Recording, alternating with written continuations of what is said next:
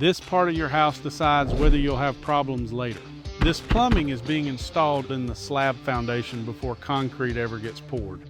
And once this concrete goes in, you'll never see this again. If this is off by inches, if the slope's wrong, if it's rushed, you're not fixing it easily, you're cutting concrete.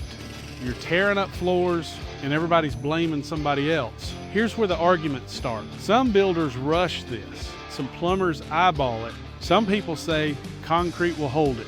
But plumbing and the footing doesn't care about opinions.